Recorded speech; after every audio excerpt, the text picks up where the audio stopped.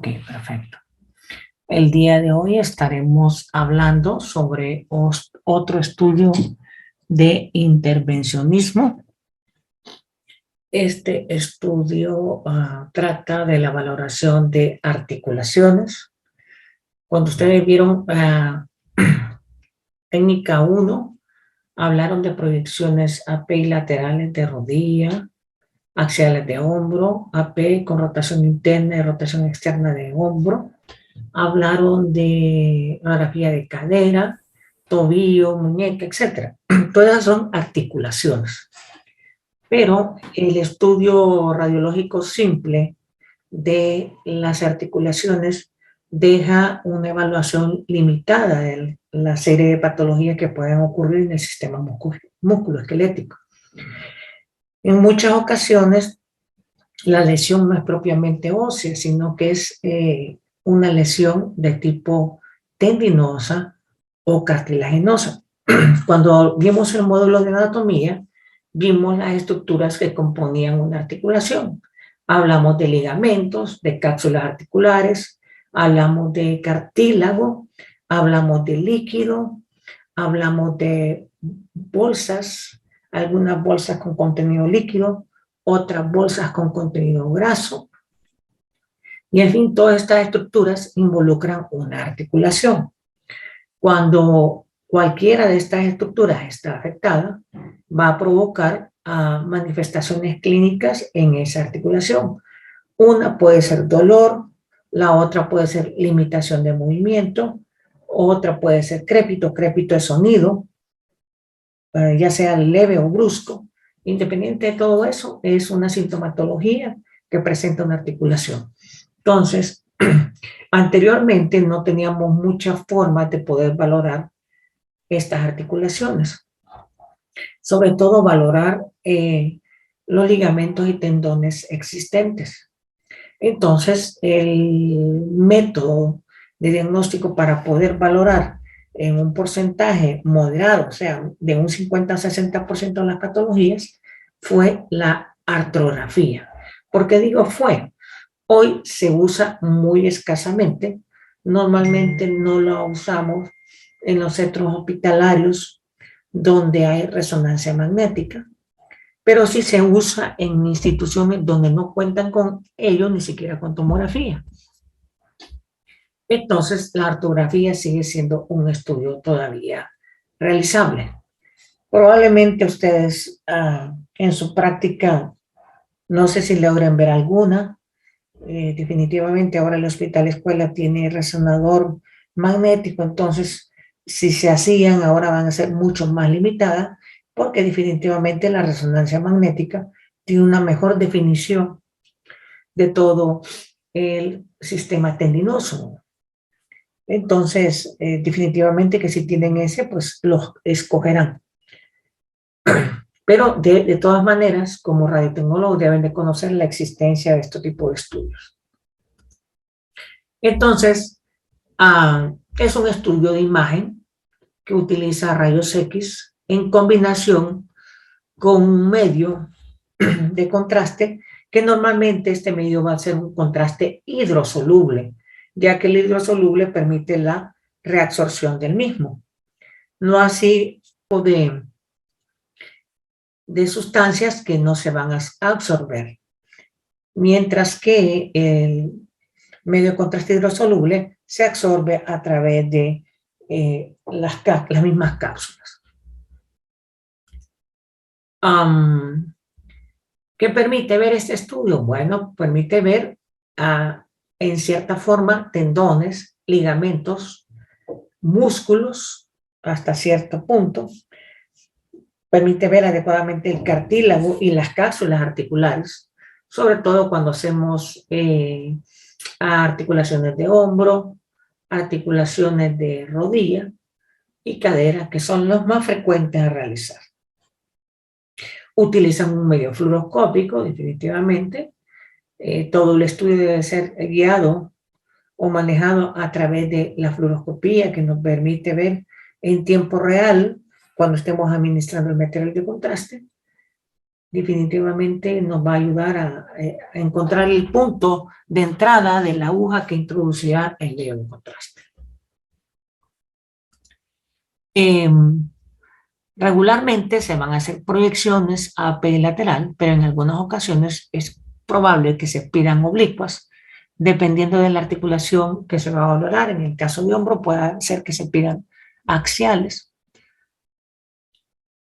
Las articulaciones que se hacen con este método son la cadera, la rodilla, los tobillos, los hombros, los codos y las muñecas. Rara vez se hace a nivel de la mandíbula. No quiere decir que no se pueda hacer. Por ejemplo, cuando hay una disfunción temporomandibular, aunque la resonancia magnética también puede sustituir este tipo de estudio para valorarlo. Definitivamente, la alteración de la articulación temporomandibular es una alteración funcional, por lo tanto, aún con el estudio de fluoroscopía podemos ver el desplazamiento de la articulación y ver cuál es la que tiene limitación de movimiento o la que tiene aumento del espacio. Después de la administración del medio de contraste, que normalmente va a ser un medio hidrosoluble no iónico, en algunas ocasiones, complementario al medio de contraste, administramos un contraste negativo. Este contraste negativo normalmente va a ser aire. Y la combinación de ambos permitirá que se desplace el contraste y se pegue a las paredes de las articulaciones y a las paredes de las cápsulas. Es el mismo principio que ustedes hacen como cuando hacen un colon por enema. Si ustedes se acuerdan, meten el bario, después sacan un poco de bario, meten gas, y lo que hacen es que el bario se impacta en las paredes, mientras que el gas se pone central. De igual forma, hace lo mismo la artrografía. Impacta el medio de contraste sobre las cápsulas y las define mucho mejor. Las razones para hacer una artrografía o las indicaciones normalmente son para identificar anomalías. Por ejemplo, desgarros agudos y crónicos de los meniscos, ruptura de los tejidos blandos, sobre todo en las articulaciones y los ligamentos, y ruptura de las cápsulas articulares. ¿Se puede valorar con este método? Sí. Claro, ¿cuál es el más efectivo? La resonancia magnética. Intermedio estaría el ultrasonido. También se usa para evaluar los daños en los casos de pacientes con luxaciones recidivantes, por ejemplo, en el caso del hombro, pacientes que tienen tercera, cuarta vez que se le luxa el hombro, ya se llama luxación recidivante o dislocación recidivante. Normalmente esto es por ruptura de cápsulas o por estiramiento de ligamentos. Cuando metemos el medio de contraste en una cápsula, este medio debería de quedar agrupado dentro de la cápsula, pero si en el estudio miramos que sale fuera de la cápsula, con eso confirmamos la ruptura de la misma. También nos permite ver la visualización de quistes sinoviales. Quistes sinoviales son acumulaciones redondeados de líquido que se meten dentro de las articulaciones y pueden causar dolor o atascamiento de la articulación. Los riesgos del procedimiento son mínimos, siempre y cuando se realice bajo las técnicas adecuadas. Por ejemplo, la asexia y antisexia es fundamental para realizar este estudio. Recuerden, cuando introducimos un medio de contraste, si no está adecuadamente antiséptico el área, lo que vamos a hacer es introducir un microorganismo que generará una infección. Entonces, la antisexia, posteriormente la administración de analgésico mediante un anestésico local en el punto de inserción. Después de eso, la utilización de medio de contraste dependerá del tamaño y la articulación, la cantidad de medio de contraste que podemos usar. Puede ser entre 5 y 10 cc. Si vamos a utilizar aire, utilizamos la menos cantidad posible, ya que al administrar el aire desplaza el medio de contraste y lo pega mejor a las paredes. ¿Cuáles son los riesgos asociados? Pues simple y sencillamente la probabilidad de infección. Ese es el factor más importante. Como en todo estudio de intervencionismo, se debe de evitar que el paciente esté tomando medicamentos que alteren la coagulación, porque si la altera, pues va a provocar sangrado definitivamente. Como les dije, la articulación dependerá la articulación que vayan a evaluar, así se usa la técnica en particular. Por ejemplo, si vamos a usar el medio contraste en la rodilla, se introduce en la parte interna. Ustedes tienen la patela, si ustedes estiran su patela ahorita y la flexionan 30 grados, si se tocan la patela en su parte interna y en la parte interna y hacia adentro de la patela, encontrarán un huequito que se forma entre la patela y el fémur. Ese huequito es un espacio. Por ahí van a introducir una aguja cargada con el medio de contraste.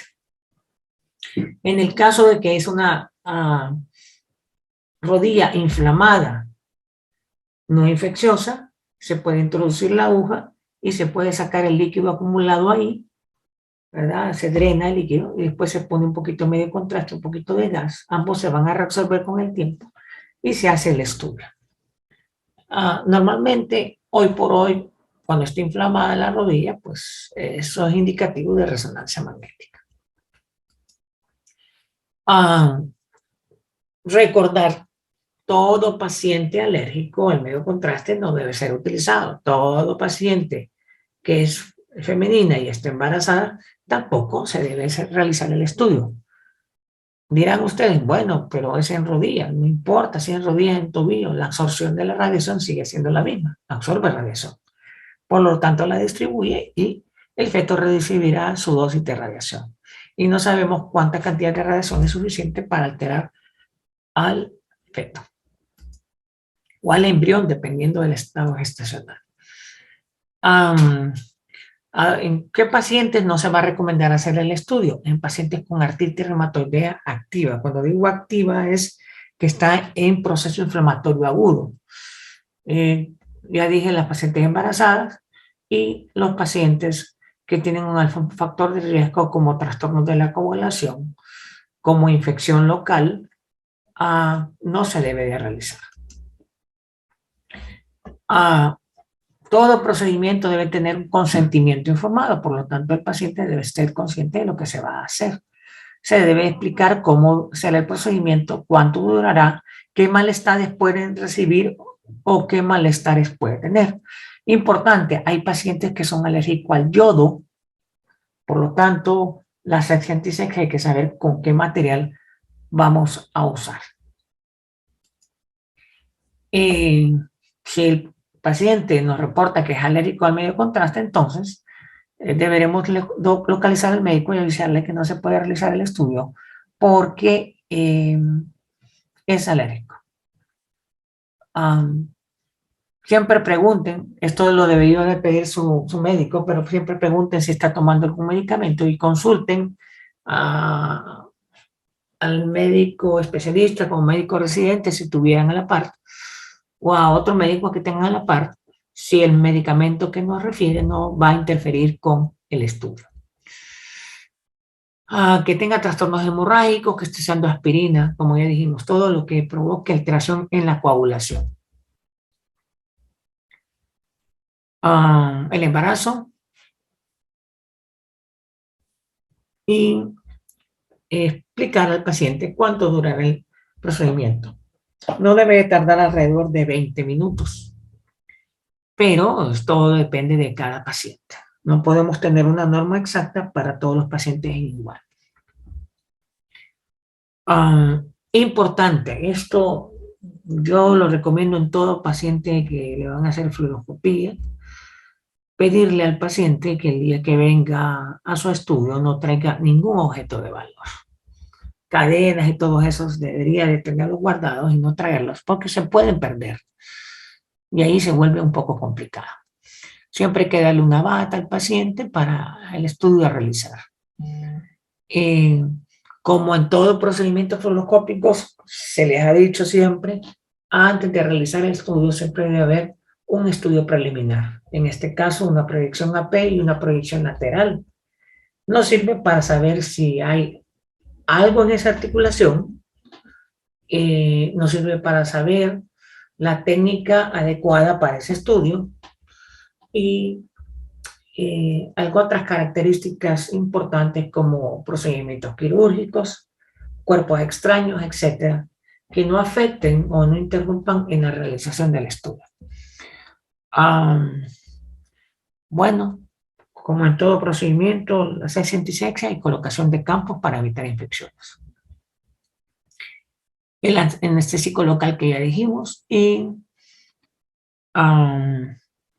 administrar el material de contraste que es radiopaco, como es el medio de contraste hidrosoluble, y una vez administrada la sustancia, de acuerdo al criterio del médico, puede ser que solo sea el medio de contraste o también sea gas. Una vez administrado las dos sustancias, se estira la rodilla, se espera 1 o 2 minutos y después se procede a hacer movimientos de flexión y extensión de la rodilla para provocar desplazamiento del gas y el medio de contraste. Después se hace rotación interna y rotación externa. Después se flexiona la rodilla, se mete hacia adentro y se desplaza hacia afuera. Todos estos movimientos lo que hacemos es desplazamiento del medio de contraste que impregne cada una de las estructuras que hay en su interior y poder visualizar cada una de estas estructuras. Como ven, la resonancia magnética es el estudio de elección, después la tomografía, pero previo a hacer cualquiera de estos estudios, ustedes se van a fijar que la mayoría de radiólogos o de residentes, antes de hacer el estudio de resonancia o tomografía, piden una radiografía convencional. ¿Por qué? La radiografía convencional sigue siendo de utilidad porque nos ayuda a tener una idea de cuál es el parámetro tomográfico que vamos a realizar o el planteamiento de escaneo en resonancia magnética. No es lo mismo ir a buscar alteración de meniscos que ir a buscar alteración de ligamentos, sobre todo en el caso de los cruzados. Las angulaciones son muy diferentes. Si han visto un poco de resonancia, les van a explicar que hay que tener angulaciones y el mapeo debe ser perpendicular a cada una de estas estructuras para que el estudio sea óptimo.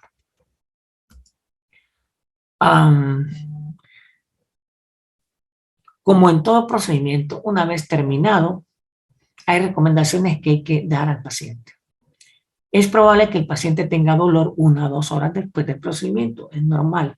Normalmente lo que hacemos es que en el área de punción ponemos una gasa y vendamos al paciente. El vendaje hace compresión y la compresión provocará que se trate de absorber lo más pronto posible el medio de contraste y el gas. En 24 horas se va a quitar el vendaje y no debería de haber ningún problema. Ahora, hay que decirle al paciente, si después de 24 horas persiste con el dolor, si después de 24 horas le da fiebre o siente calor local en la rodilla, se tiene que venir porque algo pasó, se sobreinfectó o algo sucedió aunque hicieron asepsia antisepsia. Probablemente hay un factor ahí, ya estaba persistente una infección y no lo sabían, o hay una enfermedad autoinmune escondida y genera estas consecuencias. O es probable que hasta el mismo medio de contraste haya estado contaminado. Por eso, cuando se hace este estudio, debe ser en un frasco nuevo, no un frasco que haya quedado un fragmento, no, debe ser un frasco nuevo. Bueno, esto es lo que les había explicado después del procedimiento. Si hay inflamación y dolor, significa infección. En algunas ocasiones hay pacientes, dependiendo de la cantidad de aire que le pusimos, que refieren que quedan con un chasquido. Es por el acomodo del líquido o gas que hace que la rótula se levante y pegue por el movimiento. Normalmente esto debería desaparecer en 3 días, que es el tiempo máximo que uno espera que se reabsorba el gas. Si eso persistiera, pues debe de consultar con su médico para tener una evaluación más profunda. La fiebre, el enrojecimiento que ya les dije, el aumento y dolor en el sitio de punción. Todas estas recomendaciones se las da el médico que haga el estudio o el radiotecnólogo si le toca hacerlo, porque hay radiotecnólogos que lo pueden llegar a hacer. Debe darle todas esas indicaciones para que vaya con su médico tratante lo más pronto posible. Bueno, aquí tenemos imágenes. En este caso particular, aquí están viendo un catéter especial, el cual llega hasta dentro de la articulación, en el cual se está administrando el material de contraste. Aquí tiene colocada una sondita, meten el contraste y empieza a pintar. Debería de pintarse solo esto de aquí que está acá. En este caso, el medio de contraste se está desplazando fuera. Significa que hay la cápsula articular que está aquí, que envuelve esto, debe estar parcialmente rota y permite el desplazamiento. Igual en esto. Miren, se está desplazando. La cápsula está justamente aquí. Esta cápsula está hasta aquí. No debe irse el medio de contraste fuera. El borde de la cápsula está aquí. Pero aquí hay una fuga.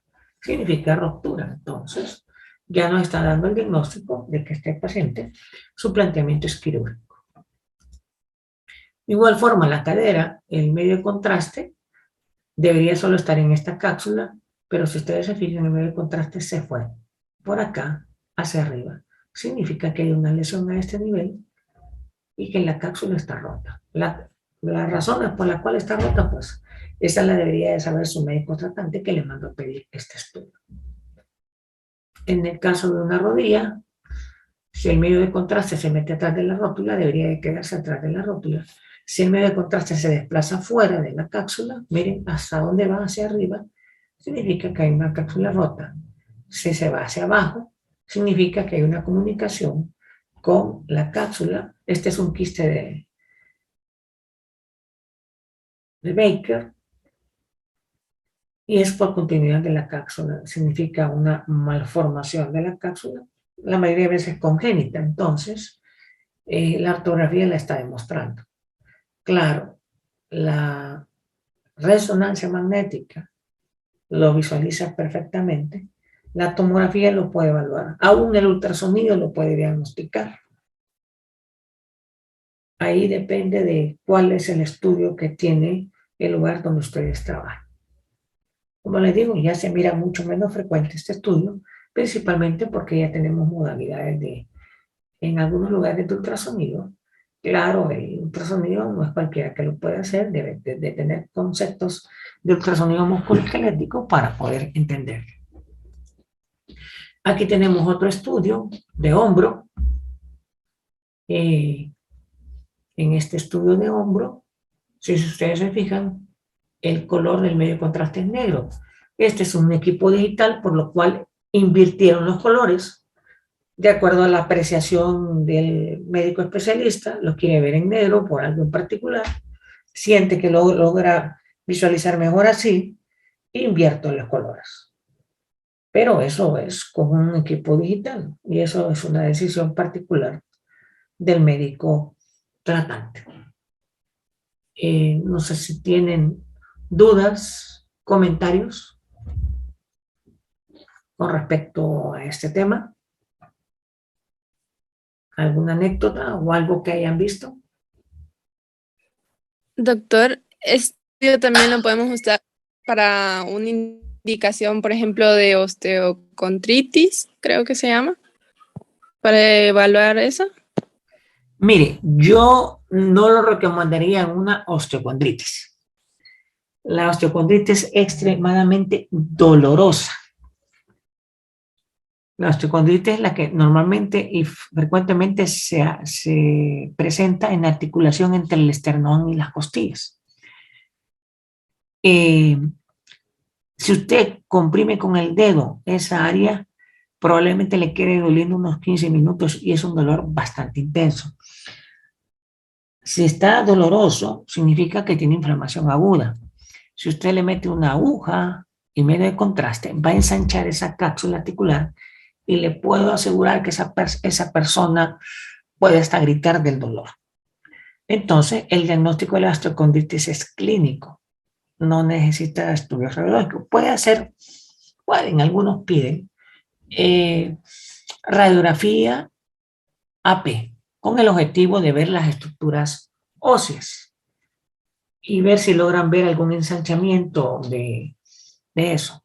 Ahora, la tomografía puede ser muy buena si la tiene para osteocondritis. ¿Qué es lo que vemos? Presencia de gas en el espacio articular, cuando es ya bastante crónico.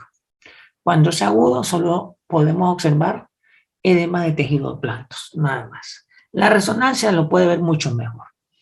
Pero el diagnóstico de la osteocondritis es clínico y el manejo es antiinflamatorio, reposo y reposo.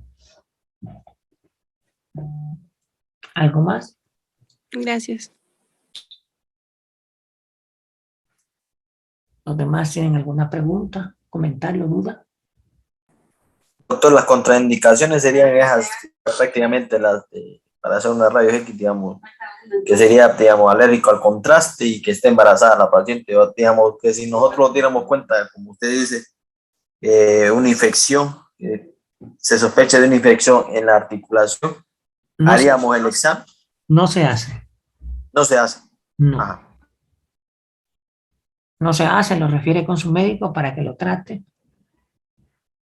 O él se haga responsable de cualquier efecto secundario a hacer un estudio en un paciente con sospecha de infección. Recuerden, todos estos pacientes deben de tener consentimiento informado. Ninguno de ellos debe dejar sin consentimiento informado. Siempre se hará examen de creatinina.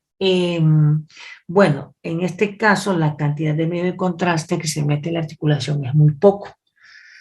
La filtración de ese medio de contraste va a ser rápido y la absorción es lenta, por lo tanto no va a afectar en forma aguda un riñón, porque la concentración no va a ser mucha. Muchas veces solo usamos 5 cc y usamos más gas. Eso depende mucho, pero no necesariamente vamos a pedir creatinina. Bueno, si no hay más dudas o comentarios, entonces vamos a ver, hay otra pregunta. No, bueno. Si no hay más dudas o comentarios, entonces concluimos con la clase del día de hoy.